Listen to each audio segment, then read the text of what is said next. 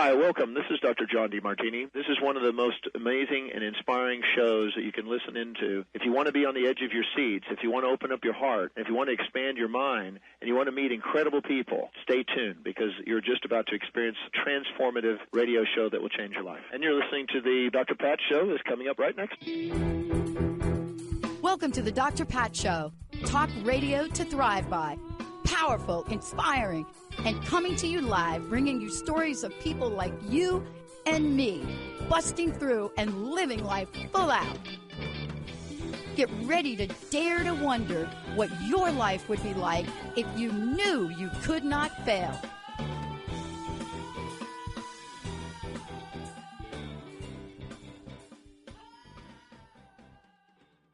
Hey, everybody, welcome. It's so great to have you turn us in and turn us on. And yes, I am sounding a little bit better. And thank you for all your kind words and blessings. And oh my gosh, so many healings that I've gotten. Thank you all for all of that. Think I'm on the tail end, just still a little nasal, but I think it just gives me a new sound, Benny, doesn't it? Like, gives me like a different sound. It's a creative sound. Yes. Yes, exactly. It's almost like old school sci-fi, maybe. Like, anybody know that? Anybody know who Vincent Price is? Oh my God, did I just date myself with that dude? Oh, think Thriller, the video, and the voice that comes on at the end. That's him. Welcome, everybody. We're talking about one of my favorite topics, but also I love that we're talking about it in the middle of Mercury in retrograde. Well, it's not in the middle. I guess it's at the beginning. But today, look, Carmen's joining me here. Carmen Turner-Schott is joining me here today because she's got a great look. The book, it's just so much to talk about. I'm just going to skip a bunch of breaks. Sun signs, houses, and healing. Build resilience and transform your life through astrology. Now, why is that the coolest thing to look at? Well, I'll give you a couple of examples as to why it's cool to look at. One is, we think of astrology like, what's the word I'm looking for? Like you wake up and you get your horoscope. That's not the only part of astrology, everybody. And once upon a time, that's what I thought. And then I had my first chart done. And I remember way back a bunch of years ago, and the person that was doing it was an esoteric astrologer and looked at it and said, I want to tell you, your birth chart is kind of boring, but your returns are quite interesting. And so I just thought, okay, everybody else's birth chart is exciting, but really, you just told me it's boring? Well, she was like a triple Sagittarian like me. So of course she would be that wow. direct. Right. So today, Carmen is joining us because we're not only going to talk about this book, but we're going to talk about what it is Carmen has done to integrate, I love it, psychology, Christian astrology, social work, the basic, when you put all that together, it is literally life's path work. That's what we're talking about. And what is it that she's going to shine the light on today? Carmen, it's great to have you. Welcome to the show. Thank you. Thanks for having me. So, look, I love that we're going to get to talk about this, but I'm always fascinated, especially after I read a book like this. And I think about, why would Carmen go in this direction? What is it about her and the fascination? And then I looked and I said, oh, she got touched by this at a very young age. Carmen, great to have you. I got to ask you this question. What was it that you can remember of the first time astrology popped into your consciousness? What were you thinking? Were you thinking like, what? Sure. It all started when I was a senior in high school. I was 16 years old, and I woke up one night and I saw a glowing ball of light in my doorway. Wow. And I couldn't explain it.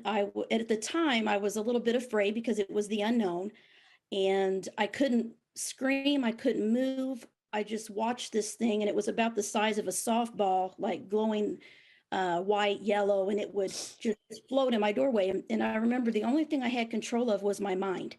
And I could say, please don't have it come out of my room. Please don't. And it never did. And then I happened to be able to yell for my mother after maybe an hour or so of laying there watching this thing. And she saw it too, which was validation for me, because even before then, I was very intuitive. I had experiences I couldn't explain. Let's just say that.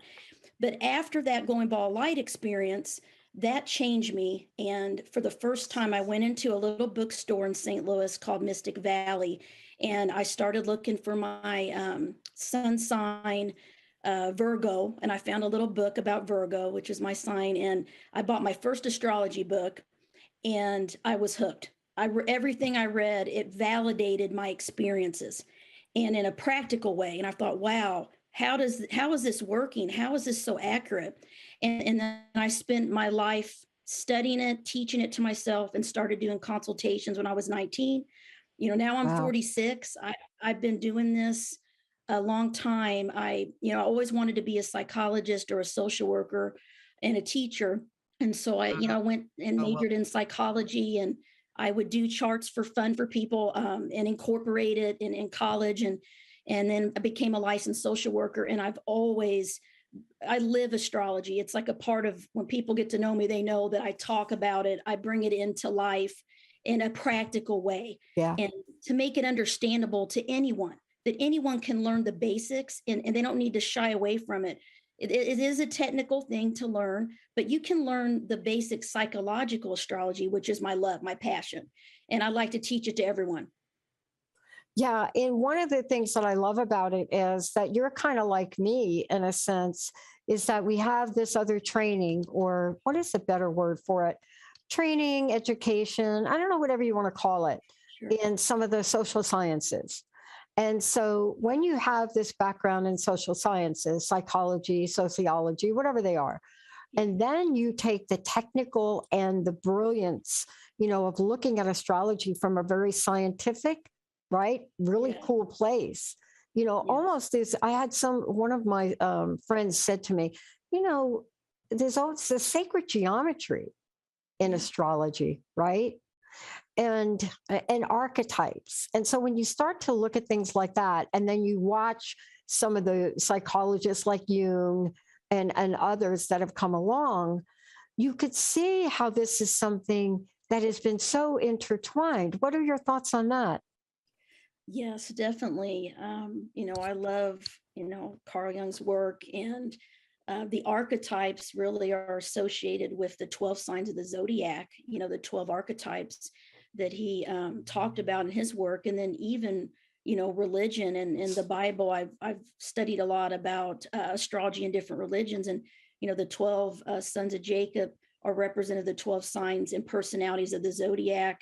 Even back to ancient cultures, the signs were on money. They're in churches all over Europe. You can find hidden astrology symbolism in the book of Revelation, all throughout the Bible. And so I've just always been fascinated by that. And it really validated me, being raised a Christian. I consider myself a Christian mystic. I'm very open-minded to other religions, Buddhism, and everything. I've always loved studying different cultures and religions, and that was my minor, was religion and philosophy. So I learned a lot about bringing that together. And I traveled Europe because I lived in Germany twice. My husband was in the Air Force, so we traveled a lot. And I would go into churches and see, I'm like, those are the fixed signs of the zodiac on the ceiling of the church, and started seeing these symbols throughout Europe, and it's just a part of culture. And a part of our psychology. I just love it. And it's a personality tool. In my job, as you know, when we do team building, we do the 4 lenses and true colors, personality, the Myers-Briggs, all of these cool things. And I'm like, astrology is just even more accurate than this. Like, this is the 4 elements that they're talking about, orange, blue, gold, and green. And I'm kind of working on a book now to incorporate some of that stuff. And that's one of my new ideas I'm working on, but it's just it's part of our personality. It's part of our deeper who we really are. Just like, why are twins different? Twins can have different charts, different personalities, even though they're born the same day and year. And so I love it. I love making it practical and using it as a tool for self-awareness and focusing on the positive personality traits that people have, looking at, these are your strengths, these are your gifts, and these are some maybe careers and things that you could do that would help you with self-care or to be happy, or to have healthy relationships. And I really use it to help people learn more about themselves and others, because it helped me so much in my own life. Yeah. And, part of this is I so loved when I started to crack open, the book and crack open some of your messages and just start to read it, is I loved that you came out of the gate, Carmen, with not just an introduction, but you really made it a point to remind us of self-care. And also, and I it was like I had to go back over and I read it again. And the reason I read it again is because I love that you put it in there, because very rarely do you find like a dialogue in a book and content in a book like this, where somebody is saying, wait a minute, this is where we have to start, right? And then I love this line, because this, I think, is one of the largest mistakes we make in our fields. This line: the reason self-care techniques do not work the same for everyone is because of the unique way the elements in our birth chart affect our ability to react to stress, heal, relax, and recharge. Doesn't that sound like so commonsensical? But anybody you find, they pull these things off the shelf. In my corporate career in HR, I never understood how they can come in and give everybody the same thing. Yeah, exactly. It's such in the field I'm in, I work with trauma survivors for the past 25 years. Most of my work has been with victims of sexual assault. Yeah, wow. Trauma. And I work with other, I oversee folks that are doing a victim advocacy work. And so I train them, I mentor them, I help them. And one of the things I always do with them when we have team buildings is self-care. And the thing I started realizing is that some people cannot sit and meditate and breathe and quiet their mind because they're a fire sign, they're active. They need to be doing physical things like walking, exercise, driving in their car, traveling, playing games, doing that movement. It's hard for them to sit and really meditate like a water sign would, or, write and journal like, the water and earth signs can. So, and I kind of was going that route with the book, and, and it was tweaked and edited a little bit, but I had a little bit more in there about it. But I wanted to give self-care prompts. What are you going to do to self-care? And because it's something that as healers and helpers in the helping professions, we don't take care of ourselves. No. And it's amazing to me. I just took a leadership course through Washington University here in St. Louis. And we met like these amazing leaders in the community that were like, CEOs of, United Way, all of these people. And we got to ask them about, what's it like, what are your tips for being a good leader? What are your tips for handling conflict? And I asked every single one of them the same question: how do you self-care? How do you make time? Because they're so busy and they're always doing something and always achieving, working, always working. Yeah. And they said to me, they don't. They said, I don't take good care of myself. And I was shocked. I'm right. Like, wow. They're like, my daughter reminds me that I need to take vacation or leave. And they all admitted, I'm not good at self-care. So it is something that is a need that we all need to focus on. What can we do for ourselves? Because no one's going to do it for you. You have to take care of you, because I love the saying, you can't fill from an empty cup. You got to have your cup full, and then you can give and go, right? Energy wise. But if you're drained and burned out and depleted, you can't help other people in the way they need it. Yeah, I love this. As a matter of fact, for those of you just tuning in, I just want you to be aware that very special guest today. But I love this book for a lot of reasons. Carmen Turner-Schott's joining me here today. Sun signs, houses, and healing. Build resilience and transform your life. Now, a lot of people, at least where I come from, I call this esoteric astrology in a sense, because what it's doing is it's talking about pathways, it's talking about choices, and it's talking about the interaction of things. And I love what you talked about. You're a Christian mystic. So was Emma Curtis Hopkins, right? Which many people don't even know who she is. But you see, by combining this, these are ancient wisdoms and knowledge, right? So your approach to this goes like way back, like thousands of back, right? Mm-hmm. Like, why do we see all these glyphs in Egypt about what we're about to talk about today? Mesopotamia, why do we see, before we could like speak it, this language? Yes. But this book is so fascinating. What was the underpinnings around why you wrote this book in this way? Because it's different than a lot of like pick up your astrology book, isn't it? Yes, yes. Well, I'll be honest, what started my search for this was I actually wrote a book about the 8th and 12th astrological houses.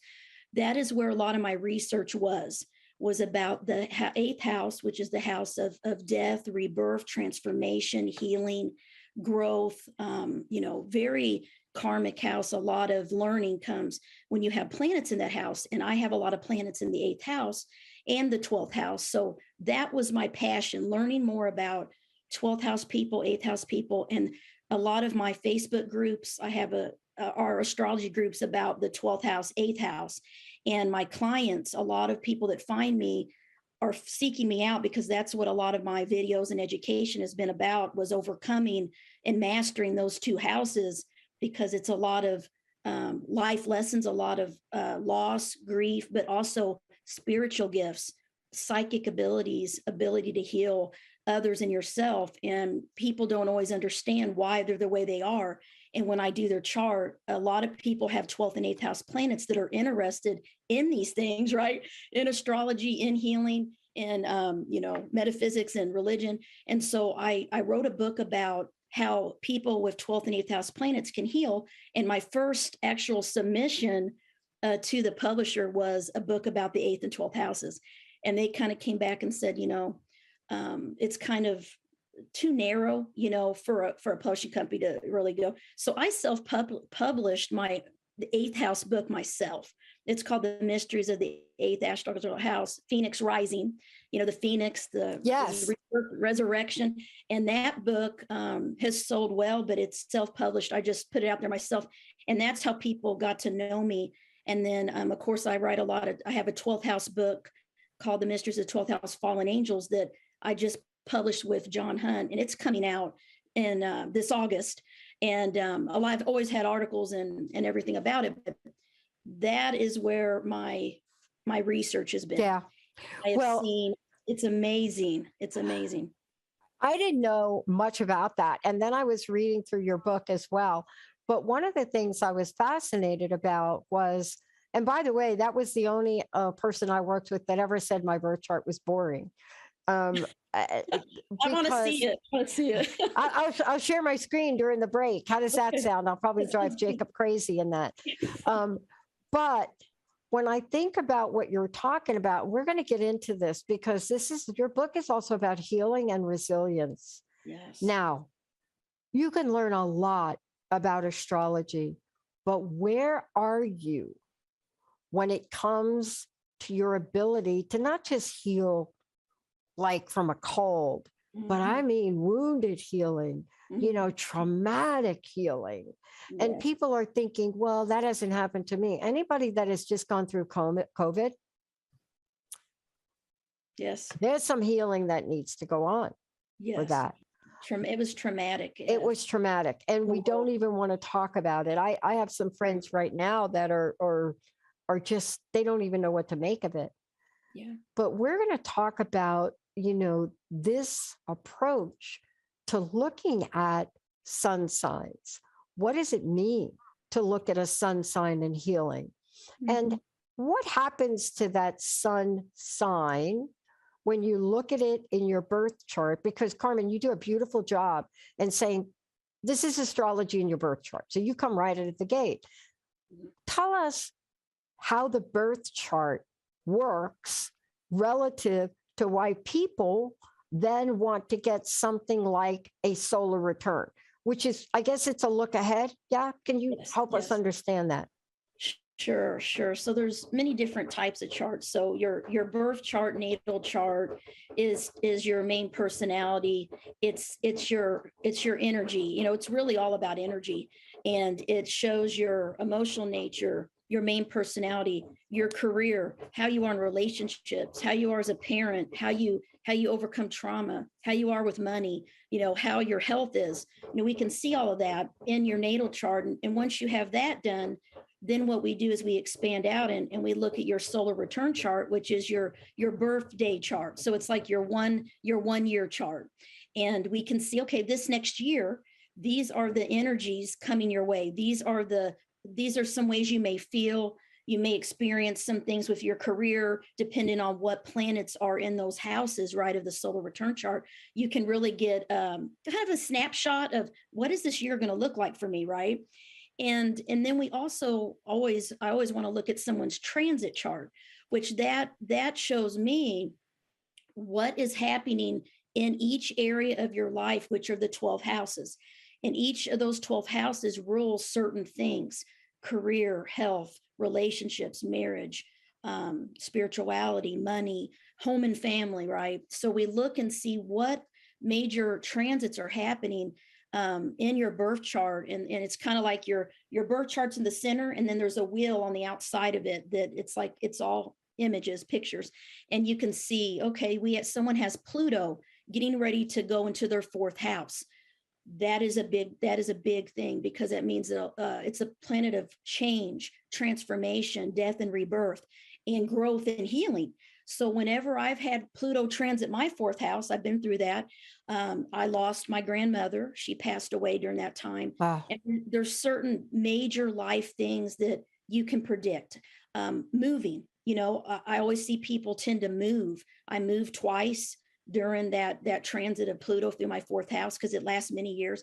And then Uranus, you know, those outer planets mess with you for many years in each of those areas of life. And it's years of learning and experience until they move into the next area of life, right? Yeah. So, everyone has a different learning and lessons based on their transit chart, and it's all based on your birth chart. So the time of birth is so important, because if you don't know your exact time, it can change everything.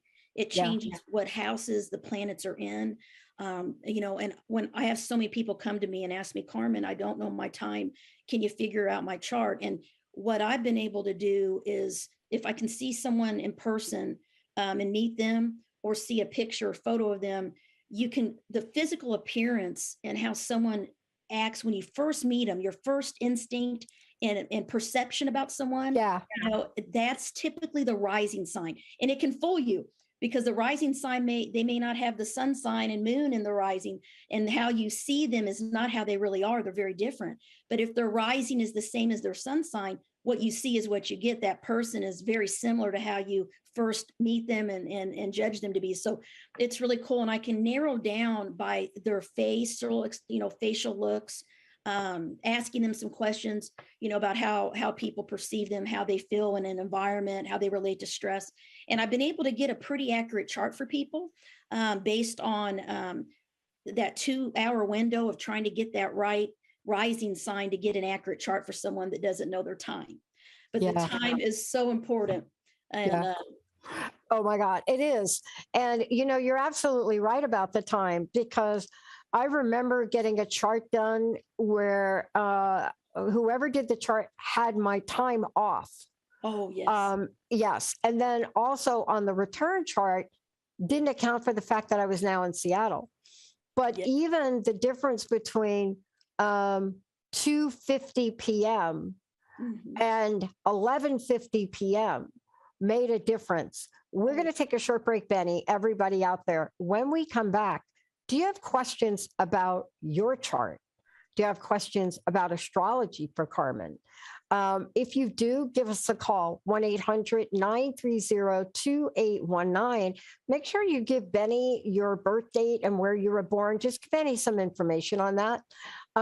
Or if you have a general question, let us know. When we come back, how do we learn about what the signs are trying to tell us and how each sun sign can heal? Maybe strengths, maybe weaknesses. They're all in this book. But the end game, this is the end game, is resilience. Yes. It's great to maybe you're thinking about, what am I going to do with Uranus? But I will tell you, anytime Uranus was in my chart and where it was, I could pinpoint it, especially when it was in my career, when it was in the house of careers. Yes. Losing a job after 24 and a half years out of nowhere, Yes. that's that planet. That's what that thing is doing. It blindsides you. That's like, girl, you are not going in the direction I need you to go. Let's get you there. Yes. Carmen, how do people get a copy of the book? How do they find out about you? We're going to take a short break, then we're going to come back. Okay. How do we get your fantastic book? My website is www.8and12houses.com. And then you can get a copy of Sun Signs, Houses, and Healing on Amazon.com, Llewellyn.com, Barnes and Noble. If you Google the title, it'll pop up on several sites. You can order it. And it's live now. It's not pre-order anymore, so it's out there. Yes, exactly. So don't be afraid. Okay, like if somebody hands you a transit chart that says, "Hello, transiting Pluto and semi-sextile with natal Venus," or maybe it says transiting Neptune in quintile with natal Mars, or then maybe it says something like some kind of square with natal Uranus. And then they just come on and they got squares and sextiles and quartiles and a bunch of this stuff. And then you look in the end and Uranus comes up, especially if your ruling planet is mine, Jupiter. And it says, transiting Jupiter in trine with natal Uranus, January 27th to February 13th. What was going on with me then? But this is a mystery, except if you're Carmen. I can't tell you how many of these transit Uranus stuff is like in this chart. It just made my head explode. Let's take a short break, everybody. We'll be right back.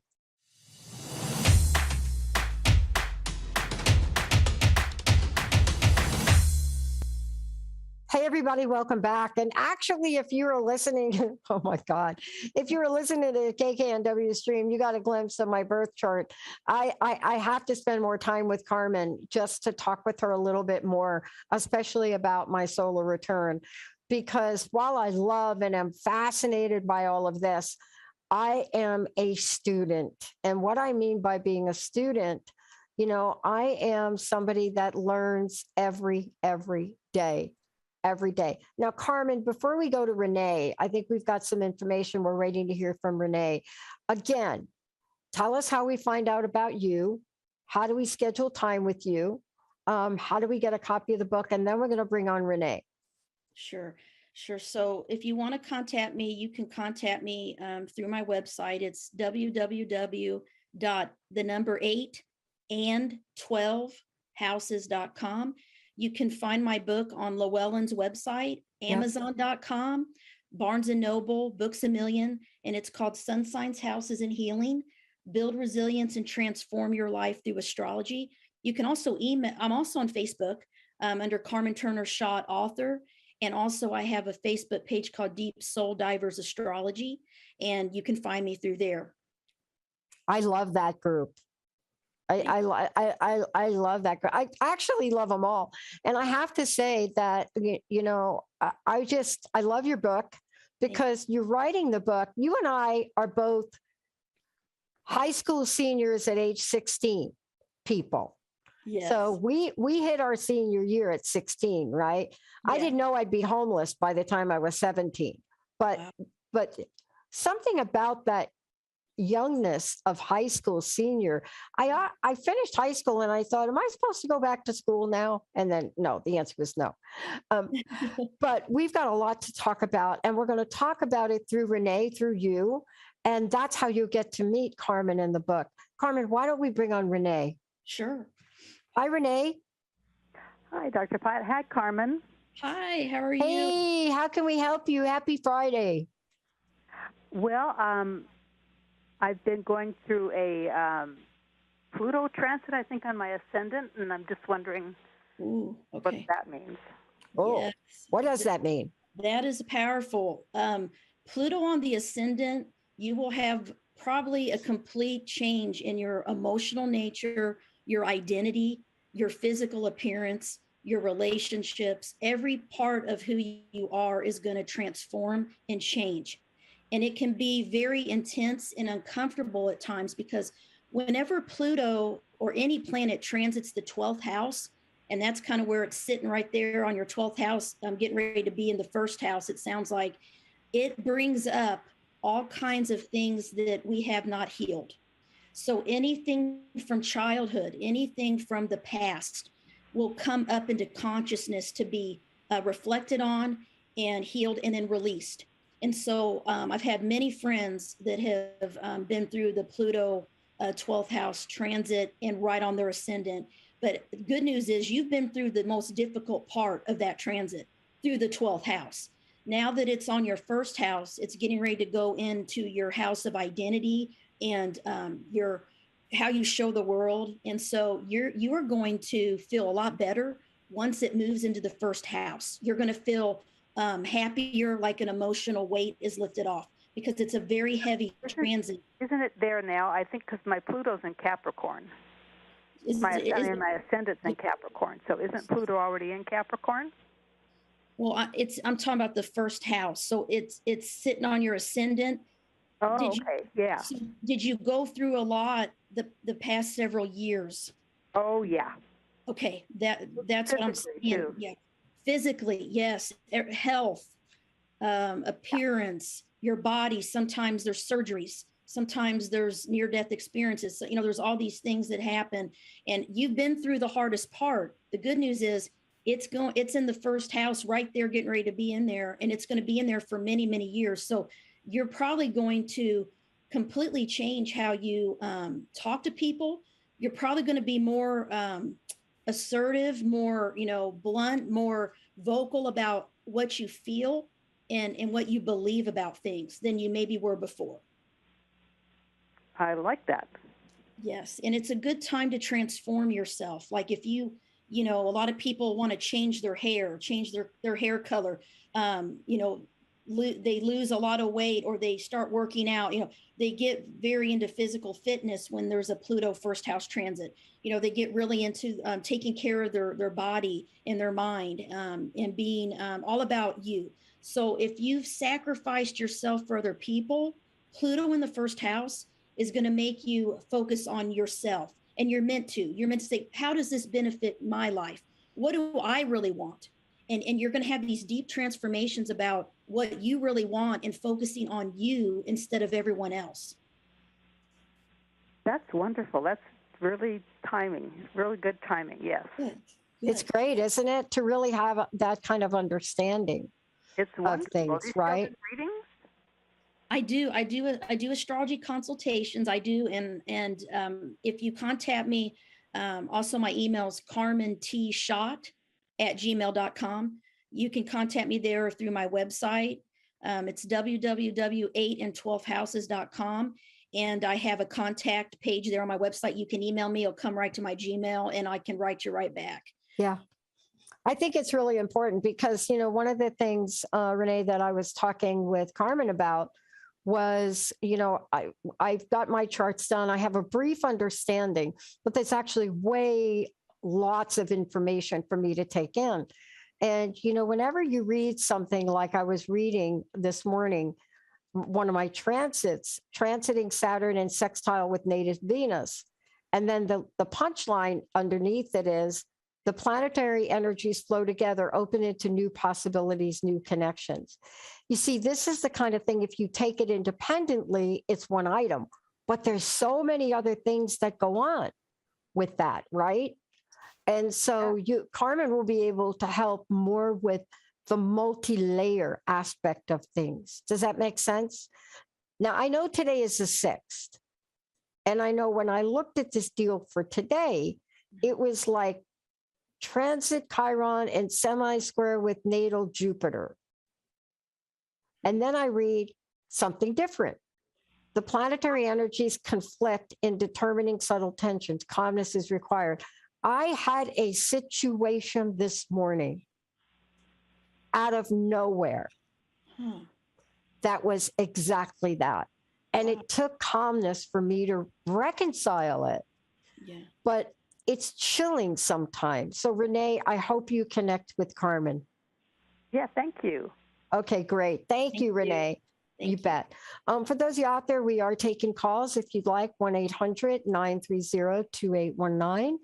Please say hi to Benny and give him some information. When I read that, I didn't read it till like 2 minutes ago. So it's after the fact. The scenario this morning was like sitting on a keg of dynamite. Oh. And you could see it had to do with Mercury in retrograde, misunderstanding. I mean, it was just so many layers to it. But had I reacted any other way but calm, courteous, constructive, it wouldn't have been resolved. And see, these are the underpinnings, or how should we talk about it? These are the dynamic energy natures of these. Can you talk about that? Because sometimes you'll read, oh, this is going to happen, and it's opportunities and connections. Oh, but wait a minute, exactly like on this date, that's going to happen, and then it happens. It's like eerie. Yes. Eerie. So part of my research with astrology, I've also researched a lot about the Akashic records that Edgar Cayce, I've studied a lot of his work that he did. And astrology is all throughout his readings. And what I realize is that what is in our soul record is in our chart. And there's certain things which our chart triggers.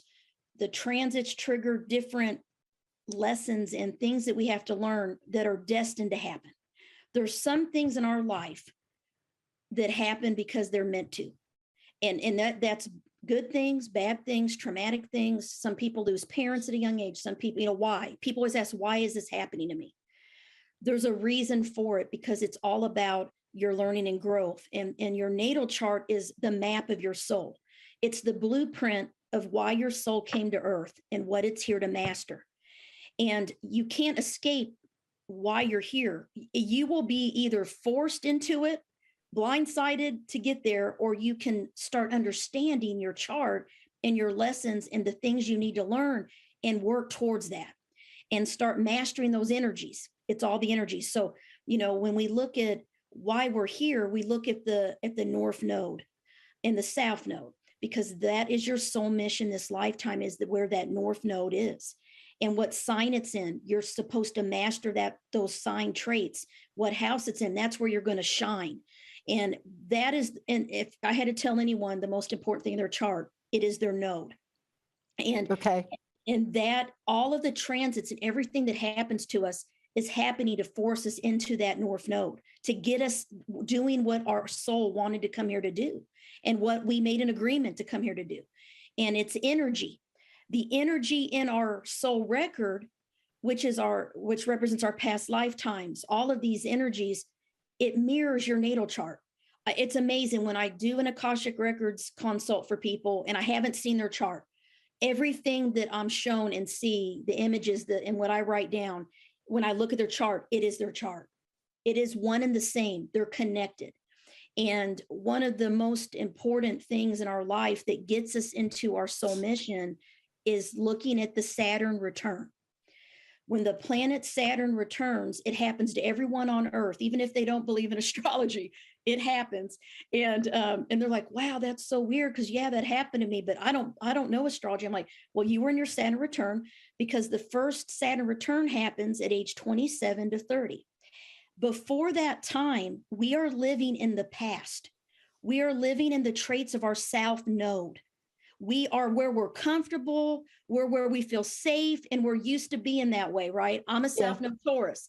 I'm all about being a Taurus, comfortable, cozy. I don't like change. I'm meant to be a North Node Scorpio. And I could feel that my whole life. I would have to go through these really intense things. And that first Saturn return is the first time I ever felt my North Node in Scorpio pull. And it was painful. And, during that Saturn return, the first one between 27 and 30, if you start asking your friends and family and look at what happened to your own life, many people get married during that time. They have children, they have babies, they divorce, they change careers, they graduate from college, they have a health crisis, they lose a parent, they move. There's all of these major life changes that happen. And those things are meant to happen because that's the first time we start getting pushed into our North Node, which is in our birth chart. Then our whole life, if I catch people early enough before their Saturn return, I'll tell them these are the things you need to focus on. And then the Saturn return won't be as difficult for you. And it won't be as challenging because you're going to focus on these areas. If I catch people after, they usually just validate what I tell them. Oh yeah, that happened. And man, that was really hard, but it made me stronger and it made me more resilient. And I realize I can overcome anything after going through those things. And then when people get age 57 to 60, you have your second Saturn return. And that is when, by the time I do a chart for someone that is 62, they are in their node doing their soul mission. Every single person I have done charts for that are 62 and up, they're like, oh yeah, all those things happen. And I am a Pisces North Node and I'm doing this and this is my mission. They're in it. We get there no matter what. We either can work towards it and do it on our own and learn and be a student and try to get there, or we can just, let these things that are meant to be happen, these transits, these energies, because they're going to get you there no matter what. Don't worry. You will master your North Node. You will get there because everyone's here for a purpose. And that is the most important thing in our natal chart is that node. And, for people, it's a little confusing when they look at their charts. Let's talk about it for those of you out there and you're thinking, how do I find my North Node? Right. Yeah. We're talking birth chart at the moment, right? Yes. Okay. Yes. And so if they took a look at their chart, like you were looking at my chart during the break, yes. My birth chart, actually. Yes. And we looked at that North Node, and a lot of time people think North Node and they look up, right? Yeah. The North Node, it's based on the calculation of the moon. So I don't want to get into the math. Yeah, exactly. I'm going to make it simple. Yes. You go to astro.com and you can get a free chart on astro.com. Okay. And what you need to know is your date of birth, month, day, and year, your exact time of birth, AM or PM, and your city, state, country of birth. If you go on there, you can select a free natal calculation, natal chart calculation. You can calculate your natal chart. And when you look in there, you can select different things you want to have included, like Chiron, the nodes, and everything. Now, when that wheel, it's going to be a wheel that pulls up with 12 houses, which are areas of life. And it's kind of like in the center of that wheel is Earth. So when you're born, this is where all the signs, planets were in the constellations in the sky when you were born. And it's put onto paper. It's like a picture of the map of your soul. And the North Node looks like a horseshoe, okay, with these two little circles. And the South Node is an upside down horseshoe, like you're playing, the horseshoes. So the South Node is the upside down with the two little circles on top. The North Node has the ring at the top with on the bottom. That, looking at what sign it's in what house, what area of life, that will show you, okay, I'm Virgo or I'm Pisces in the 10th house, and I'm South Node, Virgo. So I need to release the past traits of Virgo and become more of a Pisces. For me, I have to release being a Taurus and allowing change into my life and allowing transformation and rebirths throughout my life that are difficult. But I'm meant to be a Scorpio. And so everything about Scorpio, I would recommend read about your North Node sign. Really read all about the North Node sign because it's so important. Your sun sign's important. Your moon sign's important. That's all things you already know about yourself. You're gonna be like, yeah, that's me. Emotionally, I'm that way. It's going to validate you because it's a science. It's energy. It's accurate. But the node is something we're not comfortable with because it's new. And we are not there yet. And our whole life is moving us, and our experiences are moving us into that area, that node. And it's our destiny to do it. I'm just now finally, I could say, in my node, doing what I meant to do. And years ago, I thought I'm never going to ever get a book published. I'm never going to write. And my North Node is in the third house of publishing, writing, communication. And it's in Scorpio. So I knew I meant to write about healing. And I meant to write powerful words to help people. And I meant to do it. And the timing was finally right. I mean, and it all worked out. But it took me many years. I'm 46 years old. So it took many years to get there. But I knew if my chart is right, I meant to write. And so I've always tried to focus on writing. And that's what I did. It's fascinating. I think when you looked at my chart, I wasn't even paying attention to it, but I think it showed up in 24 degrees Pisces, 3 degrees retrograde something. And that was what in my 1, 2, 3, 4, 5th house, I guess it was. I never looked at it before. I've never looked at it before. I mean, it's clear as day, right? But that I looked at that, that's wrong. That's my South Node. But the North Node, when you looked at it, and it's tricky. You got to get the thing right. Yeah. My North Node is in the 11th house, right? Yes. And that is 24 degrees Pisces, and then something retrograde. So I don't even know what that is. 3 degrees something.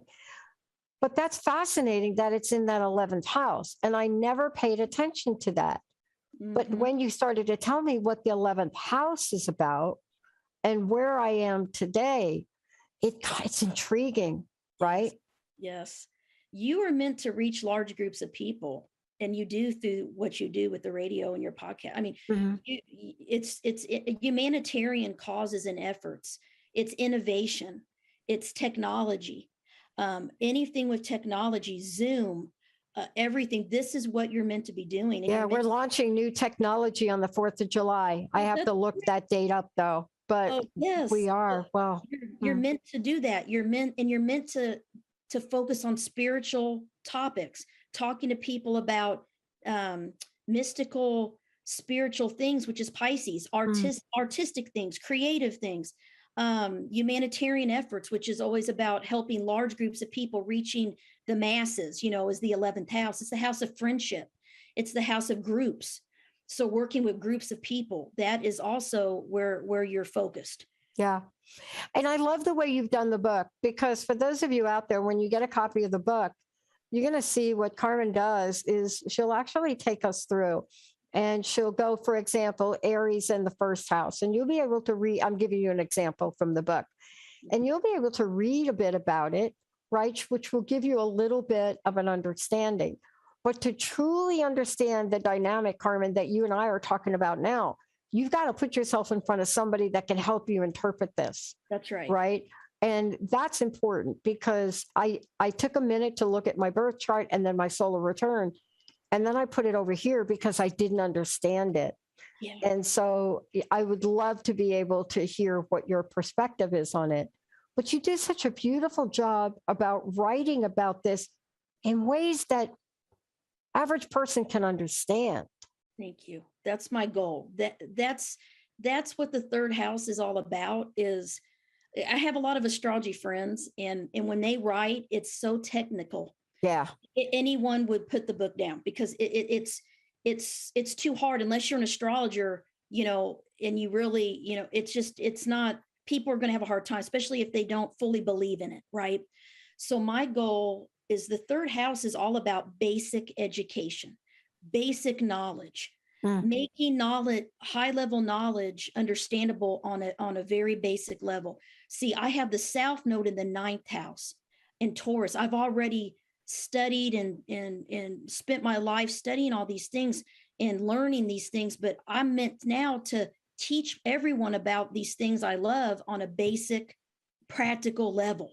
Yeah. And that's what I'm doing with my North Node in Scorpio in the 3rd house. Wow. Now.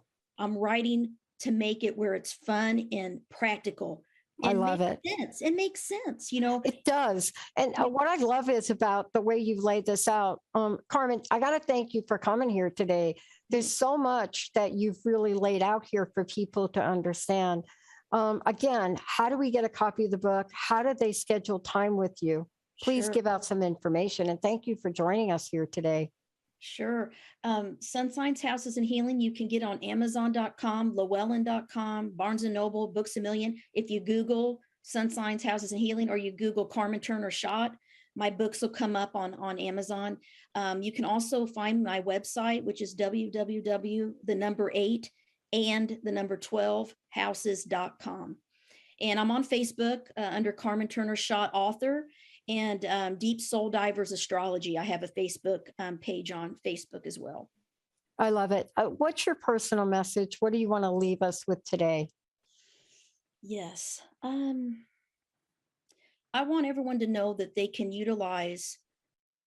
utilize your personality traits to find your strength and to overcome any type of trauma, loss, or challenge in your life.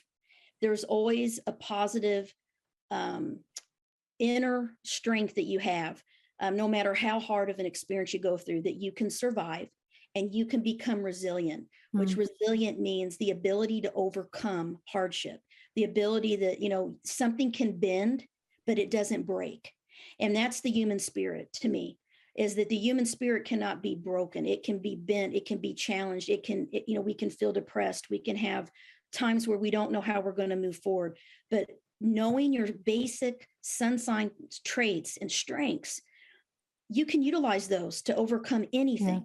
And it just takes a little bit of effort and a little bit of applying what we know and doing those things like self-care and taking care of ourselves, learning to tell people no when we've been overwhelmed and we need some alone time to recover and reflect.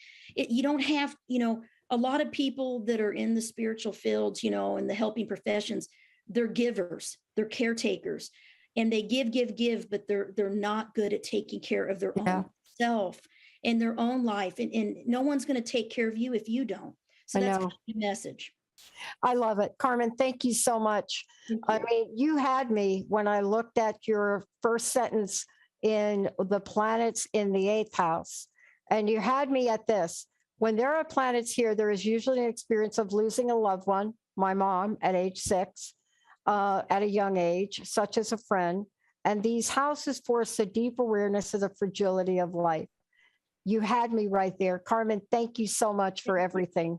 Thank you. Thanks for having me. You betcha. For those of you out there, reach out to Carmen. She'll take a look at the whole picture. Benny, thank you. Jacob, thank you. We'll see you all next time. Thank you.